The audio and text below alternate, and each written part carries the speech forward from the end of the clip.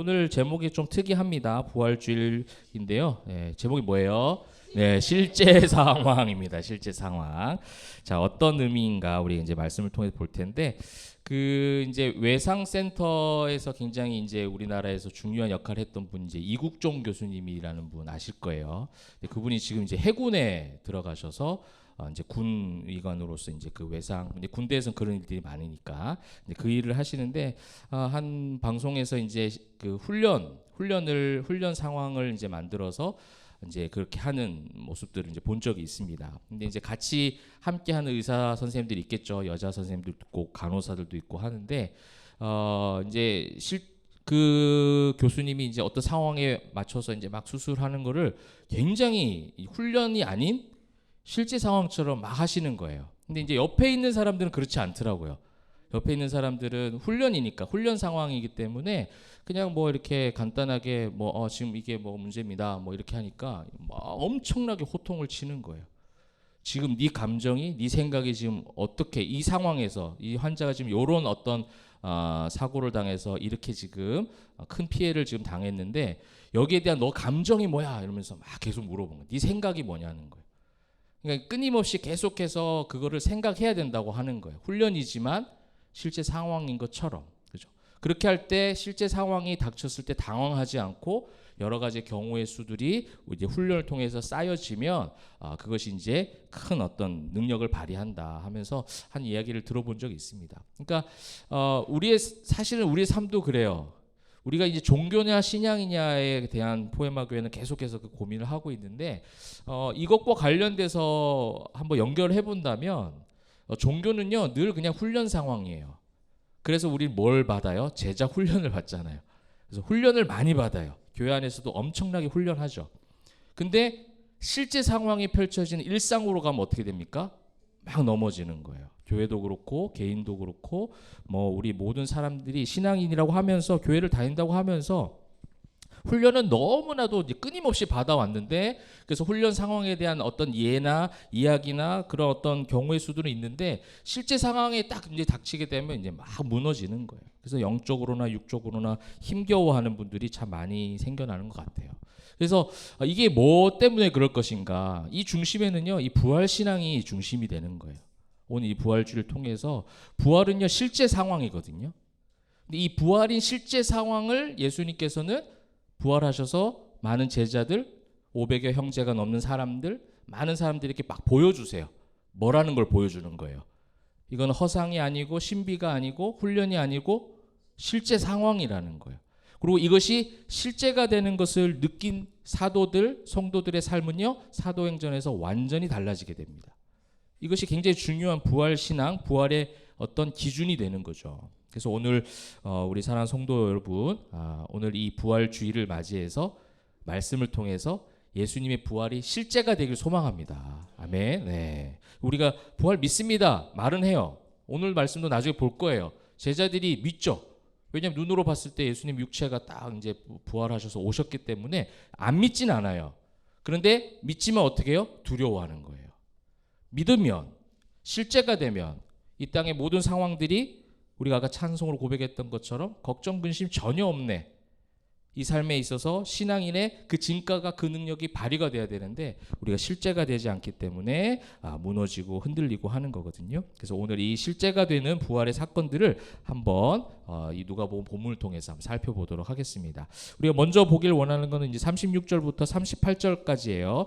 자, 부활이 우리의 삶에 실제가 되는 것, 그 다음에 실제가 되지 않는 그 주변의 제자들의 모습을 담고 있습니다. 36절 보시면 예수님께서 친히 그들 가운데 서서 이르시되, 그러니까 친히 그들 가운데 서 있는 거예요. 이게 지금 훈련이에요? 실제 상황이에요? 실제 상황인 거예요. 실제적으로 눈에 딱 보인 겁니다. 그러니까 이거는 신비로운 종교적 현상이 아니라 실제입니다. 예수님의 육신이 살아나신 거죠. 그러면서 딱 전해준 말씀이 뭐였냐면 너희에게 뭐가 있을지어다? 평강이 있을지어다. 이게 부활이 실제 상황이 된 신앙인들이 가장 경험할 수 있는 능력 중의 능력이 바로 이거예요. 샬롬, 평강이죠. 평강. 세상이 알 수 없는 거. 세상의 환경 속에 전혀 평강할 수 없는 나의 영육의 상태임에도 불구하고 알 수 없는 평강이 내 속에 자리 잡을 때, 아마 여기 계신 분들은 한 번쯤은 다 경험해 보셨을 거예요. 그게 부활이 실제가 되었을 때 은혜예요. 평강이 임해야죠, 그죠? 내가 이제 이 평강은요, 사실 어떻게 보면 내가 만들어낸, 내가 얻어진, 내 힘으로 얻어진 평강이 아니라 주님께서 친히 서서 보여주신 그 평강이에요. 부활이 실제가 된 거죠. 그런데 부활이 실제가 되지 않으니까 37절에 어떻게 지금 반응하죠? 그들이 놀라고 무서워하여 그 보는 것을 뭘로 생각하는지라? 영으로. 이게 실제가 아니라는 거예요. 영육으로 봐야죠. 예수님의 육체가 살아난 것을 지금 보여주는 것이 지금 부활하신 예수님의 중점 사역이에요. 예수님의 부활 이후의 중점 사역이 뭐냐면요, 보여주는 거예요. 뭘 보여주는 거예요? 그 영을, 성령의 충만함은 나중에 예수님이 승천하신 이후에 그 성령의 충만함, 보이지 않아도 우리와 함께 하시는 영이 임하시지만 부활하고 승천 사이에 약 40여일 동안에 계시는 그 상황 가운데 하신 중점 사역은 부활한 육체를 만지게도 해주시고 보여주시는 거예요. 그러니까 제자들이 어떻게 해요? 막 만져보죠. 이게 실제 상황이라는 거죠. 근데 실제 상황이 되지 않으니까 놀라고 무서워해서 어떻게 해요? 영으로만 생각해요. 여러분, 우리가 영적으로 바라보는 눈은 굉장히 중요하긴 합니다. 그죠? 신앙인으로서 그 관점이 있어야죠. 이거는 영적인 일이야? 이거는 영적인 어떤 상황이구나, 영적 공격이구나, 영적인 하나님의 은혜구나, 뭐 이렇게 이제 볼 수 있는데 너무 그러다 보니까 극단적으로 자꾸 치우쳐요. 다 영으로만 봐요. 그러니까 뭐만 해요? 그래서 교회 안에서 훈련만 하는 거예요. 영으로만 보니까. 하나님은 현실적이거든요. 그러니까 굉장히 균형 잡힌 거죠. 영으로도 하나님께서 역사하시지만 어떻게 해요? 육으로도 역사하시는 줄 믿습니다. 그래서 우리 뭐예요? 건강해야 돼요. 그래서 여러분들이 너무 감사해요. 좀 너무 다 건강한 사람들 여기 다 앉아 있어요. 건강 관리 해야 돼요, 안 해야 돼요? 해야 되는 거예요. 또 예를 들면 그런 거예요. 영으로만 생각하는 게, 아프면 어떻게 해야 돼요? 이거 건강하다, 다 좋다. 아프면 기도해야죠. 이러면 내가 혼내려고 했는데, 아프면 기도도 하지만, 기도하지 말라는 게 아니라 기도도 하지만 아프면 어디 가야 돼요? 병원 가야죠. 하나님은 또 그 병원을 통해서 또 일하시는 거예요. 그러니까 우리가 이 균형이 굉장히 중요하다는 겁니다. 영으로만 생각하는 거죠. 예수님의 육신이 친히 서서 그 살아나신 모습 그대로 보여주시면서 인사를 건네고 계심에도 불구하고 그들이 놀라고 무서워서 보는 것을 영으로 생각했다. 이거는 이제 누가복음에만 있는 표현이죠. 굉장히 이제 중요한, 부활이 실제가 되느냐, 부활이 그냥 행사, 그냥 의식, 예식, 그냥 우리가 늘 해왔던 그냥 시간으로 흘러가느냐, 여기서 이제 차이가 나는 거예요. 그리고 아까 말씀드렸듯이 부활하신 이후에 예수님의 중점 사역은 뭐였어요? 보여주시는 거예요. 그죠? 보여주신다라는 것이 이제 부연 설명에서 나옵니다. 39절부터 40절까지예요. 이제 예수님께서 어째 두려워하며 마음에 의심이 일어나느냐 하면서 말씀해 주신 것이 내 손과 발을 보고가 나오잖아요. 나인 줄 알라. 또 나를 만져 보라. 영은 살과 뼈가 없으되 너희 보는 바와 같이 나는 있느니라. 할렐루야. 우리의 마음 가운데 우리 교회와 여러분 가정과 일상 가운데 예수님이 계시는 줄 믿으시길 바랍니다. 그죠? 우리가 영적으로 너무 연약해지고 믿음이 무너지면 툭 나오는 말이 뭐예요? 주여, 믿음이 너무 좋으십니다. 주여. 이거는 좀 괜찮은 상태일 때 나오는 거예요. 그거 완전히 다운됐을 때는요, 하나님 살아 계셔? 하나님 나와 함께 계시는 거 맞아? 이 질문을 여러분들 신앙생활을 하면서 해야 될까요? 하지 말아야 될까요? 반드시 여러분 하셔야 돼요. 아직 안 하신 분들은요, 꼭 하실 것을 준비하세요. 하나님 안 계셔. 하나님 안 살아 계시는 것 같아. 나와 함께 계시지 않는 것 같아. 라고 말할 수 있어야 돼요. 그 말하는 경험이 필요해요. 그게 뭐가 되는 거예요? 지난주 우리가 종료제를 봤던 것처럼 내가 그리스도와 함께 십자가에 못 박혀 죽었다는 증거예요. 내가 아무것도 없는 거예요. 내 모든 것들이 다 무너진 상태라는 거예요. 그때부터 뭐가 역사하는 거예요? 부활의 능력이 역사하는 거예요. 하나님 아들을 믿는 믿음 안에서 살아나는 역사가 그때부터 시작되는 거예요. 그래서 여러분 어떤 극심한 고난과 영육에 지쳐 있는 상태에서 그 고백이 나와요. 놀라고 심히 두려워하고 영으로만 생각하고 전혀 내 삶에 실제적으로 하나도 하나님의 능력이 성령의 능력이 임하시지 않는 것 같아서 주님은 늘 멀리 계신 것 같고 그리고 열심히 살아왔지만 여전히 내 삶의 결과는 내 예상과 전혀 달라서 당황하기만 하고 두려워하는 거죠. 그래서 마음에 뭐가 일어나는 거예요? 의심이 일어나는 거예요. 여러분 예수님께서 부활하신 다음에 제자들을 찾아오셔서 했던 대화들이 요한복음에도 많이 나타나 있고 특별히 요한복음에는 누가 나타나죠? 이 사건을 이러한 이야기의 주제에 굉장히 중심적으로 나타난 사람이 누구냐면 도마예요. 도마. 그래서 우리는 도마 하면 어떤 명제가 붙어요? 의심 많은 도마예요. 여러분 이거에 이제 많은 성도들에게 의심하지 말라 믿음을 가져라는 관점으로 막 그 설교를 하느라 그 주제가 굉장히 좋은 주제가 되었지만 사실은 예수님이 그 전에 도마가 그 자리에 없었을 때 제자들 역시도 예수님의 상처와 예수님의 육체를 보고 믿었어요.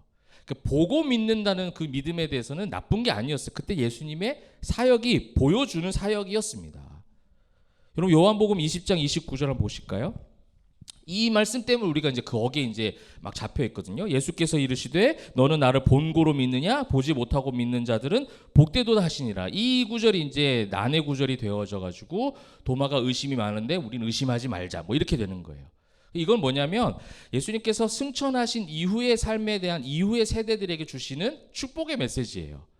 너희는 지금 모든 것이 무너져 있지만 내가 부활한 육신을 통해서 너희에게 증거가 될 만한 사도들에게 보여주는 거예요. 보여주고 믿는 것은 나쁜 게 아니에요. 그런데 결국 내가 계속 있지 않고 승천하면 그 이후의 세대들은 나를 보지 못해요.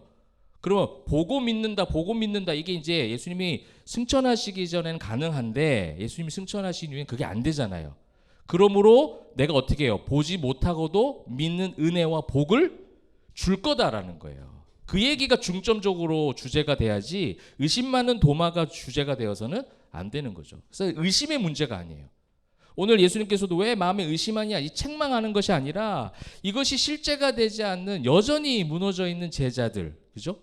또 오늘날 살아가는 저와 여러분도 마찬가지예요. 부활을 믿는다 입술로 고백하지만 실제적 삶 속에서는 전혀 실제가 되지 않아요. 능력이 되지 않아요. 어떤 직장에서 가정에서 또 여러분의 일상의 삶 가운데 일어난 수많은 그 문제들 앞에서 어떻게 해요? 계속해서 영적으로만 생각해요. 하나님의 뜻이 있겠지 막연하게. 당연하죠. 하나님의 뜻이 있죠. 근데 그 하나님의 뜻이 나를 통해서 어떻게 지금 하게 인도해 가시는가에 대해서 상고하는 것이 너무 부족하다는 겁니다. 여러분 여기서 이제 보다라는 단어 굉장히 여러분 잘 알만한 단어입니다. 헬라어 단어 한번 볼까요? 많이 보신 적 있죠? 오, 에이도랑 같이 나왔던 좀 단어. 여기 발란트 주십시오. 네, 누가 한 명 더 했는데. 야, 이두 저기도 주십시오. 이두는 뭐 했어요? 보면서 깜짝 놀라는 감탄사가 이두죠. 이게 이제 우리가 이제 중점적으로 다뤘을 때는 언제였냐면 사도행전 7장에 그 누구예요? 스데반. 네, 스데반이 돌에 맞아 죽잖아요. 그때 이제 하늘의 영광을 보고 뭐 이런 이야기들이 보고 해가지고 네 가지의 본다라는 헬라어 단어가 있었어요. 데라피오 뭐 이런 단어도 있었고. 그래서 헬라어는요 그냥 우리는 이제 보면은 다 보는 거죠. 근데 헬라어 개념에서는 굉장히 이걸 세분화하는 겁니다. 그럼 에이도의 이 보다는요 경험되어지는 보다예요. 실제적 경험이 될 때 에이도라는 보다를 쓰는 거죠. 우리는 그냥 본다면 다 똑같은데 보고 만지고 경험되어질 때 이 에이도를 쓴다는 거예요. 그리고 그렇게 보고 놀랐을 때 어떻게 하는 거예요? 이두하는 거예요. 이게 이제 굉장히 세분화된 감정 표현을 원어에는 담고 있어요. 우리는 너무 좀 딱딱하죠. 그냥 본다, 예수님 본다 끝이지만 예수님 본다 했을 때 그냥 교회 와서 앉아서 예배하는 거 그거는 그냥 보는 거일 수 있어요. 근데 이 에이도는요 다른 경험이에요. 일상에서 아까도 말씀드렸듯이 철저하게 무너졌을 때, 철저하게 그 무리를 걷다가 무리에 빠진 베드로처럼 허우적대고 있을 때 손을 잡아주시는 예수님을 경험할 때 뭐가 나오는 거예요? 에이도가 나오는 거예요. 사랑하는 성도 여러분, 오늘 이 부활주일 예배를 통해서 이 에이도의 축복과 은혜가 여러분에게 있기를 소망합니다. 실제적 경험이 있기를 소망해요. 그래서 바울은요 고난도 유익이라고 얘기한 거예요. 고난 자체는 유익이 아니에요. 고난 자체를 자꾸 유익이라고 생각하면 안 돼요. 그래서 고난을 무조건 참아라라고 이야기하면 안 돼요. 고난은요, 함부로 이야기할 수도 없어요. 저 사람이 당하고 있는 고난, 그 사람이 고난을 당하고 있는데 예수님 이름으로 이겨야지, 참아야지, 인내해야지. 왜 그렇게 무너져 있어? 그렇게 함부로 말할 게 아니에요. 그 고난을 직접 당해보세요. 유익이 절대 아닙니다. 근데 왜 고난이 유익이에요? 이게 A도예요. 그 속에서 뭐가 경험되어지죠? 하나님의 영이, 성령의 충만함이, 주님의 손잡아 주심이 딱 느껴지는 거예요. 경험되어지는 거죠. 그때부터 부활이 실제가 되는 거예요. 부활이 실제가 되어지니까 실제 상황인 일상으로 돌아갔을 때에 능력이 되고 힘이 되어져서 발휘가 되는 겁니다. 그래서 예수님께서는 지금 보여주시는 사역을 하는 거예요. 그래서 보고 믿겠다라고 했을 때 그거는 잘못된 거라기보다는 보고 믿게 해주시지만 나중에 이 보고 믿겠다라는 것이 강조가 되면 안 되잖아요. 그러면 예수님이 승천하신 이후에는 예수님 보지 못하기 때문에, 그러므로 보혜사 성령을 보내주시겠다. 그 다음에 믿는 자체가 뭐예요? 오늘 주님께서 친히 서서, 오늘의 이제 중점적 주제가 이제부터 나오는데, 주님께서 친히 찾아오신 거예요. 내가 보고 내가 만지고 내가 경험이 되어졌기 때문에 믿어졌다라는 고백을, 또 내가 예수를 따라다녔기 때문에 제자야라고 생각했던 그 무너진 모든 그 제자들 그룹에게 주시는 말씀 뭐냐면 내가 너희를 찾아왔다라는 거예요. 여러분 이거를 은혜라고 얘기합니다. 그렇죠? 이거를 또 전적인 은혜라고 얘기해요. 우리는 전적으로 타락했어요. 이 사도들 보세요. 제자들 보십시오. 예수님을 3년 동안 따라다녔고요. 순환 예고를 처음 듣는 것도 아니에요. 순환 예고를 이미 다 들었어요. 죽으시고 살아날 거다. 분명히 가르침을 받았어요. 제자 훈련할 때 들었습니다. 그 얘기를. 그런데 직접 예수님께 친히 서서 부활하신 모습 보여주니까 그 상황에서 어떻게 하냐면 무섭고 놀라고 떨리고, 그래서 저건 영이야 육이 아니야 그럴 리가 없어 막 이러고 있는 거예요. 그래서 막 보고 만지죠. 사랑하는 성도 여러분, 보여주시는 예수님, 여러분 보여주시는 예수님, 그죠? 우리의 삶 가운데, 모든 삶 가운데, 우리의 시간 가운데, 우리의 모든 그 일상 속에서 보여주시는 그 예수님의 능력을 볼 수 있는 이번 한 주간이 되시기를 소망합니다. 그럼 부활신앙이 실제가 되는 과정들을 이제 마지막으로 41절부터 43절을 보면 또 그것이 나타납니다. 자, 먼저 이제 40절에서 이 말씀을 하시고 손과 발을 보이셨죠? 다 보여주시는 거예요. 보고 믿는 거는 문제가 되는 건 아닌데, 자, 그럼 41절, 그들이 너무 기뻤어요. 그죠? 이제 보고 만져보고 하니까 실제니까 아직도 믿지 못하고 놀랍게 여길 때에 이르시되 여기 무슨 먹을 것이 있느냐 이렇게 얘기합니다. 여러분 41절 되게 특이하죠? 왜 특이해요? 그죠? 생뚱맞아요. 그들이 너무 기뻤어요. 너무 기쁨으로 예수님을 믿었더라 해야지 조금 자연스럽잖아요, 성경에서. 근데 너무 재밌어요. 누가가 이렇게 표현을 해놨어요. 그들이 너무 기쁨으로 아직도 믿지 못하고. 야, 기가 막히죠. 여러분 부활이 실제 상황이 되는 것은 쉽지가 않아요. 우리 삶에서 부활 신앙이 실제가 돼서 내 속에서 능력이 돼가지고 어떤 상황과 환경을 직면했을 때 어떤 언어가, 어떤 생각과 가치관이 막 내 안에 생겨나죠. 근데 이것이 부활의 신앙이 실제가 된 것과 그렇지 않았을 때의 차이는 엄청나다라는 겁니다. 여러분 부활 신앙이 실제가 되기 위해서 첫 번째는 아까 말씀드린 맥락과 똑같아요. 철저하게 내가 믿지 못하는 연약한 자라는 것을 인정해야 돼요. 여러분 이건 제자들이 지금 뭐라 하려고 쓴 것이 아니라 이게 우리의 모습이라는 거예요. 예수님이 찾아오셔서 그 부활의 능력이 내 속에 강권적으로 임하시지 않으면 나는 절대로 그 신앙을 가질 수 없다라는 연약한 자라는 거예요. 단순히 손과 발을 보이신 것을 만졌다고 해서 내가 만졌다고 믿음이 생기는 게 아니에요. 부활한 육체를 지금 만졌는데도 불구하고 만지고 나서 기뻐요. 기뻐하기까지는 했어요. 그런데 그 다음 뭐예요? 믿지 못함으로. 완전히 역설적인 이야기가 지금 한 절 안에 나오는 거예요. 여러분 교회 와서 찬양하고 예배 말씀을 듣고 기쁘시죠? 기쁜 얼굴 맞는지 모르겠지만 기쁜 것 같아요. 기뻐요. 이렇게 저도 너무 기뻐요. 근데 기쁜데 믿는 것과 안 믿는 것은 또 다르다라는 거예요.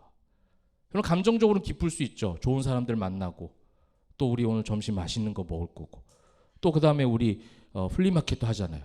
그럼 뭐 슬프겠어요? 기쁘지? 그렇잖아요. 그거 하는데 막 슬프면은 그러면 집사님 좀 진단을 해주십시오. 나중에 그런 분들은 그럴 리가 없어요. 다 기뻐할게, 다 웃으면서 할 거예요. 그런데 안녕히 계세요 하고 딱 교회 문 밖에 나가서 일상으로 돌아갔을 때 어떻게 되는 거예요? 믿지 못한, 그때부터 이제 실제 상황이에요. 여기는 실제 상황이 아니야. 교회는, 내가 볼 때 교회는 훈련 상황이에요. 너무 편안하니까. 그래서 다들 교회 안으로만 있으려고 하죠. 근데 교회 문 밖을 나가는 순간, 여러분 가정으로, 여러분의 직장으로, 일상으로 돌아가는 순간 뭐가 되는 거예요? 실제 상황인 거예요. 그러면 실제적 부활의 능력인, 실제 상황인 부활 신앙이 없으면 우리는 한순간도 신앙인으로 살아갈 수가 없다라는 공식이 딱 만들어지는 거죠.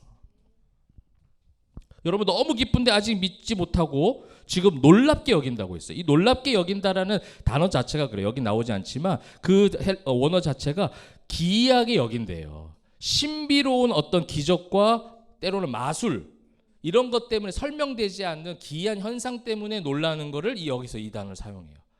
그러니까 부활이 지금 실제 상황이 아니에요. 여전히 지금 보고 만졌지만 여전히 영으로 보고 있는 거죠. 그래서 그 다음 예수님이 하신 걸 보세요. 이놈 자식들 다 엎드려. 이게 이제 내가 할 것 같아. 나 같으면 그렇게 할 것 같은데 이제 어떻게 하냐면 여기 무슨 먹을 것이 있느냐. 와, 여기서 어떻게 예수님은 이런 말씀하실까? 이게 지금 뭘 표현하고 있는 걸까요? 요한복음에는 실제로 예수님이 그러고 나서 고기를 잡으러 가서 고기 못 잡는 제자들 찾아오셔서 조반을 마련하시고 같이 식사하시고, 이 내용을 지금 요약해서 좀 써놓은 거예요. 근데 여기 무슨 먹을 것이 있느냐? 이게 뭐냐면 부활이 실제가 되게 하시는 하나님의 강권적인 전적인 은혜가 여기 담겨져 있는 거예요. 주님께서 찾아오셨다라는 거예요. 여러분의 일상으로 먹을 것을 걱정해야 되는 상황과 환경인 일상으로 찾아오셔서 먹을 것이 있느냐? 네가 나를 믿어야지. 내 못 자고 못 봤어? 내 창 자고 못 봤어? 믿어야지. 이걸 계속 강조하고, 그 다음에 내가 구약에서 가르쳐 줬잖아. 구약에서 하나님께서 예수님이 어떻게 해서 죽으실 것을, 나무에 매달릴 것이고 그 다음 뼈를 하나도 꺾지 않을 것이고, 너 이걸 다 들었는데도 아직도 못 믿겠어? 이런 식의 어떤 성경적 교리로, 가르침으로 그들을 지금 만들어내려고, 바꾸려고 하시지 않고 뭐 했냐면 여기 뭐 먹을 거 없어? 우리 뭐 좀 먹을까? 이거예요. 그래서 저는 먹는 걸 좋아해요. 먹는 거에 엄청난 능력이 있거든요. 같이 잘 먹어야 돼요. 그죠? 네. 누가 좀 비웃은 것 같은데? 아니에요? 네. 함께 식탁 교제를 하자는 거예요. 우리가 금요일에 했던 그 성찬식이 그런 정신으로 성찬식을 해본 거예요. 거룩하게 이 잔은 내 문잔이요 이러면서 이 떡은 막 이렇게 너무 하지 말고 우리 안에서 기쁘게 주님의 살과 피를, 구원받은 은혜를 기뻐하고, 그 기쁨으로 뭐 했습니까? 우리 비빔밥 비볐잖아요. 서로 다른 재료들, 기가 막히게 4개 조의 비빔밥 맛이 비슷한 재료 같은데 너무 다 다른 거예요. 저는 다 먹어봤잖아요. 정말 신기했어요. 다 맛있는데 다 조금씩 틀리더라고요. 그러니까 그거예요. 우리 이 작은 인원이지만 그 맛이 다 다르지만 어떻게 해요? 그 맛을 어우러서 같이 먹고 교제하고 기쁨을 나누는 거. 예수님은 이제 그걸 지금 하시는 거죠, 지금. 그래서 이 무슨 먹을 것이 있느냐 한 다음에 이제 42절 뭐가 나오냐면 이에 구운 생선 한 토막을 뭐 했어요? 드리니.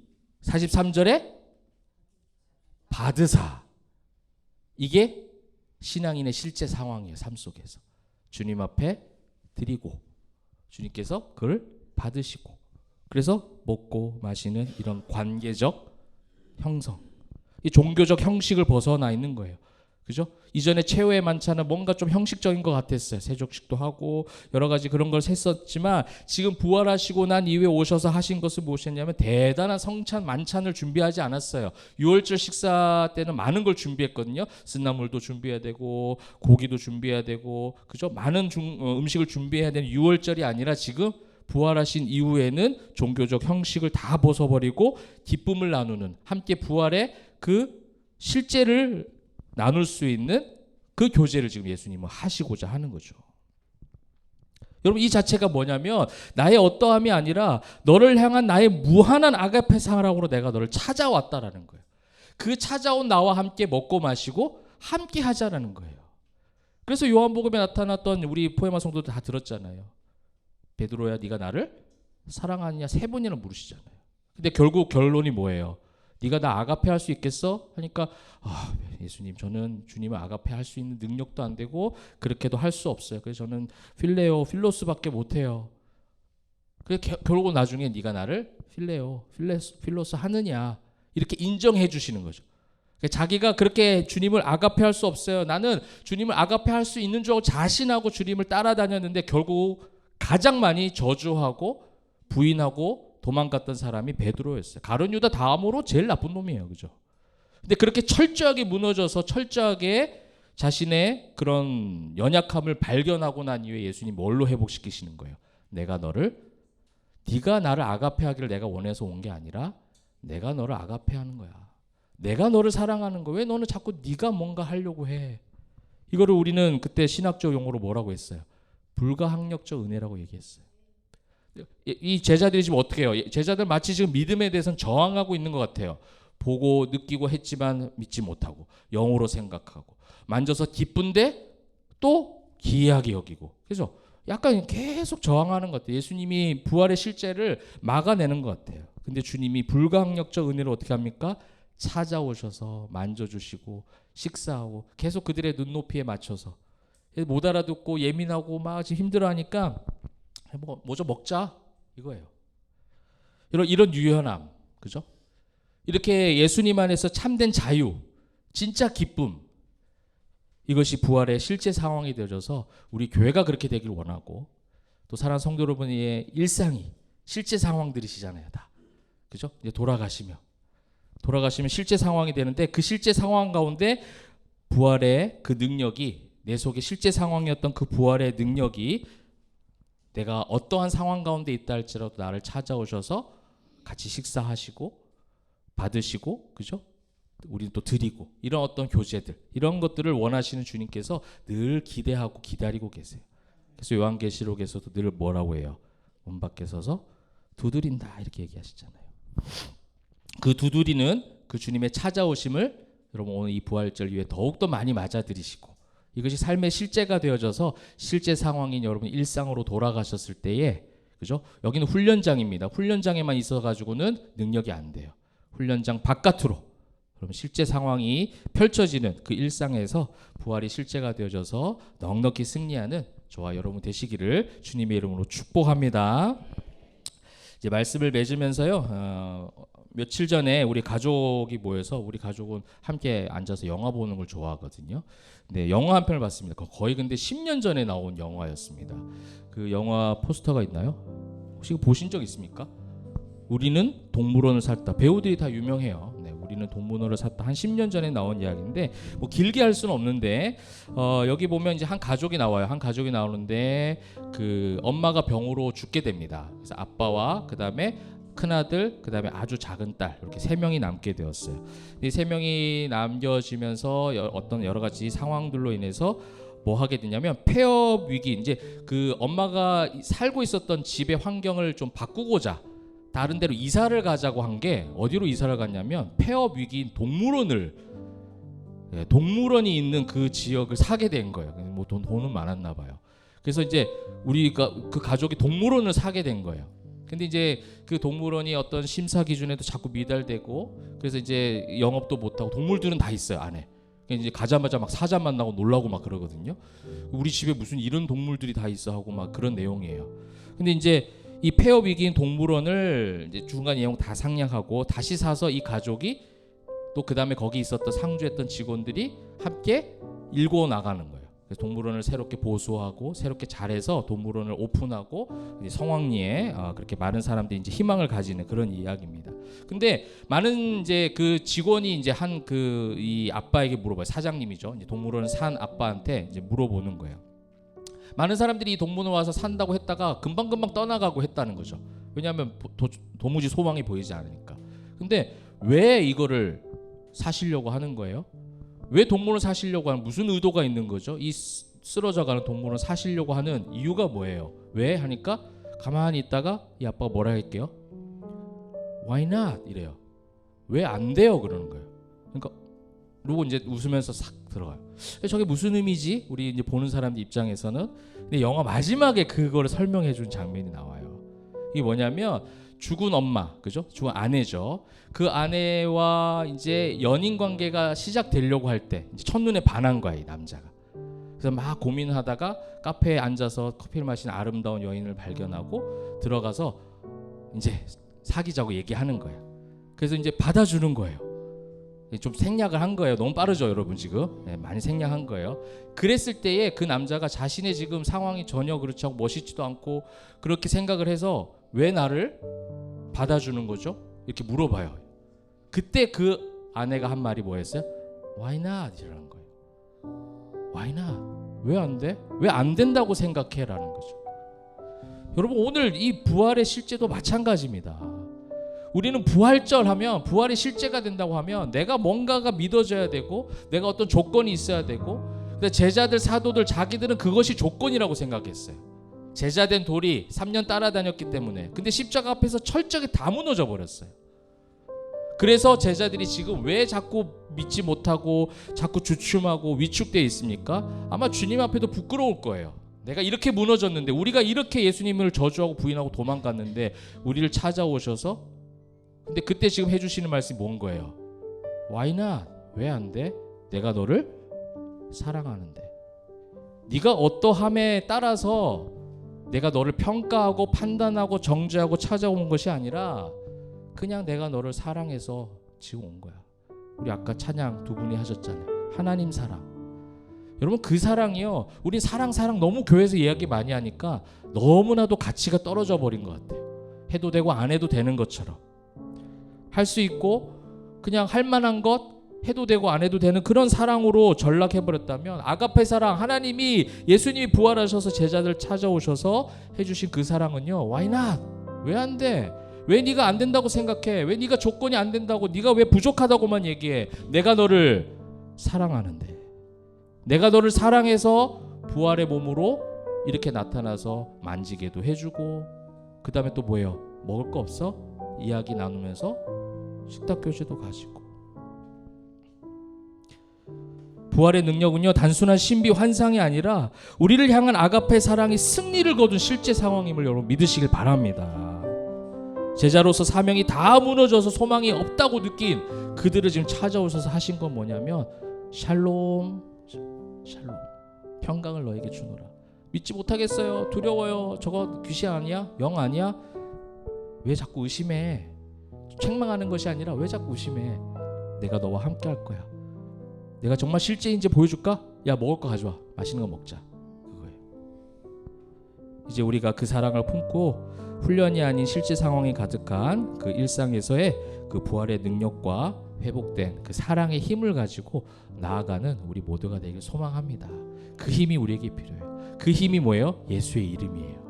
그 예수의 이름으로 일어날 수 있고 그 예수님의 능력으로 그 높고 위대하신 하나님을 찬양할 때 그것이 실제 상황이 되어질 때 여러분 일상의 삶은요 무서울 게 하나도 없어요. 두려울 것이 없어요. 걱정 근심 전혀 없네. 그 다음 가사가 뭐였어요 아까? 사랑의 주 내 갈 길 인도. 사랑의 주 내 갈 길 인도. 내가 내 갈 길을 만들고 내가 계획해서 세워가는 게 아니에요. 사랑의 주님이 우리를 인도하실 줄 믿습니다. 그렇게 승리하는 교회와 또 그렇게 승리하는 여러분의 모든 일상이 우리 신앙인들의 삶이 가정이 되시기를 주님의 이름으로 축복합니다. 아멘.